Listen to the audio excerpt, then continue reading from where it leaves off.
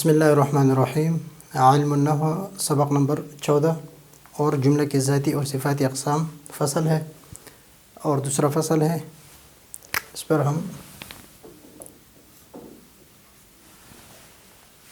اس میں صرف یہ سبق میں یہی بتا رہا ہے کہ جملہ کے لیے کم از کم 2 کلمے ضروری ہے جملے کے لیے، اور وہ 2 جملے یا لفظاً ہو اور یا تقدیراً ہو، لفظوں میں موجود ہو یا لفظوں میں موجود نہ ہو، اور زیادہ کی کوئی حد نہیں ہے کہ اگر 2 کلمے ہو، 3 ہو، 4 ہو، 5 ہو، 10 ہو، 20 ہو، 25 ہو، 30 ہو، اس کی کوئی حد مقرر نہیں ہے۔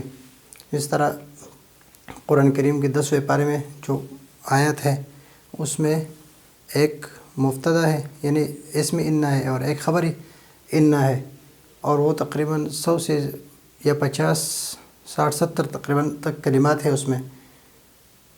تو اس طرح ہو سکتا ہے کہ ایک جملہ ایک ہو اور اس میں بہت سارے کلمات ہوں، لیکن کم از کم جملے کے لیے 2 کلموں کا ہونا ضروری ہے۔ جملے کے لیے کم از کم حد جو ہے وہ 2 کلمے ہے۔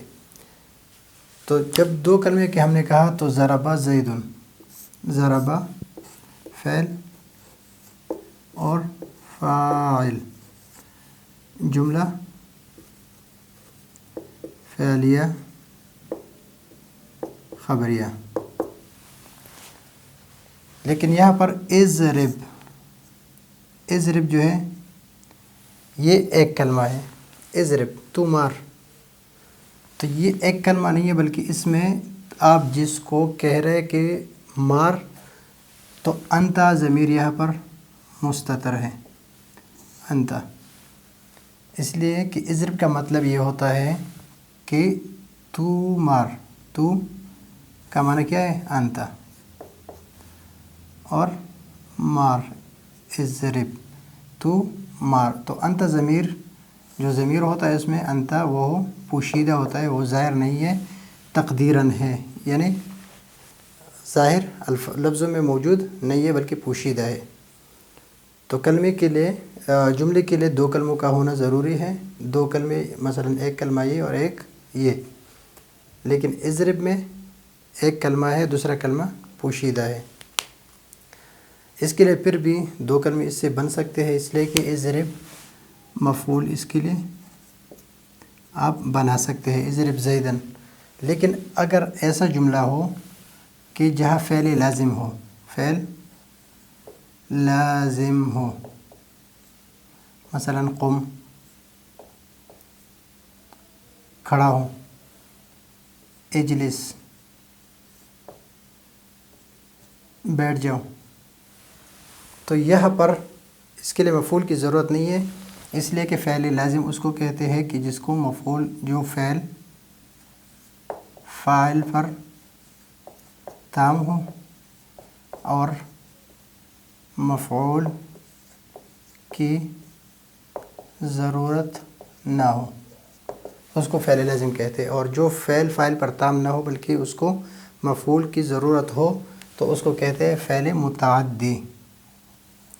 تو یہ مثال یہاں پر دیا ہے اضرب، اور اضرب کے بعد زیدن، اس لیے کہ مفعول بھی کی ضرورت ہے کہ ضرب لگانا ہے کسی پر تو لگانا ہے، تو یہاں پر لگایا زید پر، تو پھر بھی یہ 2 کلمے ہو گئے اور تیسرا کلمہ اس میں پوشیدہ ہے۔ لیکن اگر اس طرح ہو کہ قم، اجلس اور نم، مت، یہ سارے الفاظ جو ہے اس کو مفعول بھی کی ضرورت نہیں ہوتی ہے، اور یہ پورا جملہ ہے، یہ بھی پورا جملہ ہے، یہ جملہ اس کے بغیر تھوڑا سا پھر بھی اس پر اعتراض ہو سکتا ہے، اس پر اعتراض نہیں ہو سکتا۔ تو یہاں پر ابھی اس کے مفعول کی ضرورت نہیں ہے، اور یہاں مفعول آپ ذکر بھی نہیں کر سکتے۔ ہاں یہ کر سکتے کہ اجلس علی السریر، لیکن آپ جب کسی کو کہیں گے کہ قم، تو قم میں یہ ہے کہ آپ ادھر، اور آپ نے یہ کہا کہ مسند اور مسند الیہ کے بغیر، تو مسند اور مسند الیہ کا ہونا اس میں ضروری ہے۔ تو یا زیدو،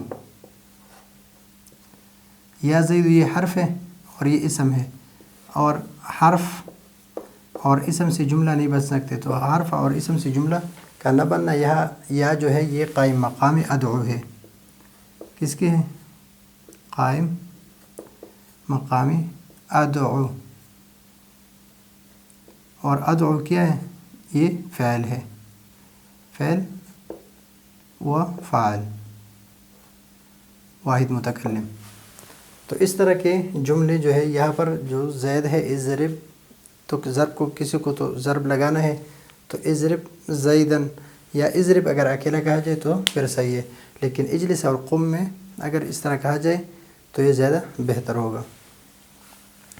تو واضح ہو کہ کوئی جملہ دو کلموں سے کم نہیں ہوتا، جملے میں کم از کم دو کلموں کا ہونا ضروری ہے، وہ دونوں کلمے لفظوں میں موجود ہو، جس طرح یہاں پر لفظوں میں موجود ہے، یا اس طرح اضرب، تو اضرب میں کلمہ ایک ہے لیکن اس میں انت ضمیر جو ہے جس کو آپ کہہ رہے ہیں وہ ضمیر انت اس میں پوشیدہ ہے، لفظ میں موجود نہیں ہے۔ جملے میں دو یا دو سے زائد کلمے ہوتے ہیں، جملے میں دو یا دو سے زائد کلمے ہوتے ہیں، مثلا رأیت زیدن وعمرا وبکرا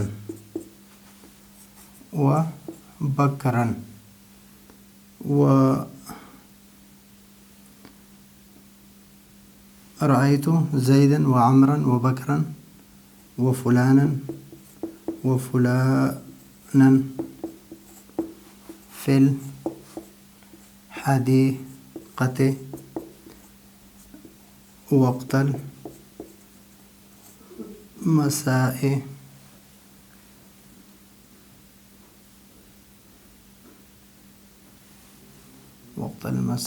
على السرير۔ تو یہ ایک جملہ ہے، جملے کا مطلب کیا ہے کہ فعل ہے، یہ فعل فاعل جو ہے یہ جملے کے لیے ضروری ہے، باقی یہ جو ہے یہ اس کو زائد کہتے ہیں، لیکن پھر بھی زیدن و عمرن و بکرن، میں نے زید عمر بکر اور فلاں کو دیکھا، فی الحدیقت باغیچے میں، وقت المساء شام کے وقت، علی السریر چارپائی پر۔ تو ابھی یہ جملے میں آپ دیکھ لیں 1 2 3 4 5 6 7 8 9 11 12 13 14 15 16، 1 2 3 4 5 6 7 8 9 10 11 12 13 14 15 16 17 اور 18 تقریباً 17 18 تقریباً اس جملے میں ہے۔ تو آپ جملے میں کم از کم دو ہو، وہ دو لفظوں میں موجود ہو اور یا تقدیراً ہو، یعنی آپ مقدر مان سکتے ہیں اس کو، تو یعنی پوشیدہ ہو۔ اضرب انت، تو اضرب میں انت ضمیر کیا ہے؟ پوشیدہ ہے۔ آپ تو صرف کہہ رہے کہ مار، آپ تو یہ نہیں کہہ رہے کہ تو مار، آپ کہہ رہے کہ مار، تو مار امر ہے، اور امر آپ جس کو دے رہے ہیں مخاطب کو، اس مخاطب کا جو ضمیر ہے اس میں پوشیدہ ہے، لفظوں میں موجود نہیں۔ جملے میں دو یا دو سے زائد کلمے ہوتے ہیں مگر زائد کی کوئی حد نہیں، زیادہ کی کوئی حد نہیں۔ جب جملے کی کلمات بہت ہوں، جملے کے کلمات بہت ہوں، مثلا یہ ہے، تو اس میں اسم اور فعل، یہ اسم ہے، یہ اسم ہے، یہ اسم ہے، یہ حرف ہے، یہ حرف ہے، یہ حرف ہے، یہ اسم ہے، یہ اسم، یہ حرف ہے، یہ اسم ہے، یہ اسم ہے، یہ بھی اسم ہے، اور یہ حرف ہے اور یہ اسم ہے، اور یہ فعل فاعل ہے، فعل فاعل ہے۔ تو اس کو ہم دیکھیں گے، اور دیکھنا چاہیے کہ معرب ہے یا مبنی ہے۔ تو زیدن معرب ہے، یہ بھی معرب ہے، یہ بھی معرب، یہ سارے معرب ہے آخر تک، لیکن یہاں پر جو واو ہے، یہاں پر جو اعلیٰ ہے، یہ مبنی ہے، اس لیے کہ حرف ہے۔ تو اسم فعل اور حرف کو الگ الگ کرنا ہے اس سے، تو جب ہم نے الگ کیا تو پھر یہ دیکھنا چاہیے کہ معرب ہے یا مبنی ہے، اور پھر اس میں عامل کون سا ہے؟ اس میں عامل جو ہے رأیت فعل ہے، اور یہ سارے جو ہے یہ معمول ہے، یہ عامل ہے، اور یہ حدیقت یہ معمول ہے، وقت یہ مضاف ہے، مساء مضاف الیہ ہے، اور یہ عامل ہے اس کے لیے اور یہ معمول ہے اس کے لیے. علی السریر یہ جار یہ عامل ہے اور یہ معمول ہے اور پھر یہ متعلق ہے کس کے؟ رأیت فعل کے. تو یہ دیکھنا ہے اور یہ بھی معلوم کرنا چاہیے کہ کلمات کے آپس میں ایک دوسرے کے ساتھ تعلق کس طرح ہے. یعنی رأیت یہ فعل فاعل ہے، یعنی ایک مسند ہے اور ایک مسند الیہ ہے. یہ زید جو ہے یہ مفعول بھی ہے، یہ بھی مفعول بھی ہے.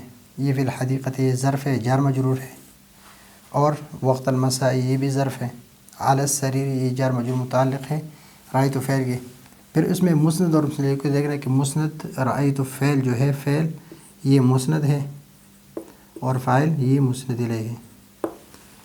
اور جملے کے صحیح معنی معلوم ہو سکے یہ کس لیے کریں گے یہ سارا کہ عامل معمول اسم فعل حرف کو دیکھنا ہے، پھر معرب مبنی کو دیکھنا ہے، پھر عامل معمول کو دیکھنا ہے اور پھر ایک کلمے کے دوسرے کلمے کے ساتھ تعلق کس طرح ہے اور مسند مسند الیہ اس میں معلوم ہو سکے اور جملے کے صحیح معنی معلوم ہو سکے. تو یہ سارا سب کچھ جو ہم کرتے ہیں کس کے لیے کرتے ہیں؟ تاکہ جملے کا صحیح معنی معلوم ہو جائے، اسی کے لیے ہم کرتے ہیں.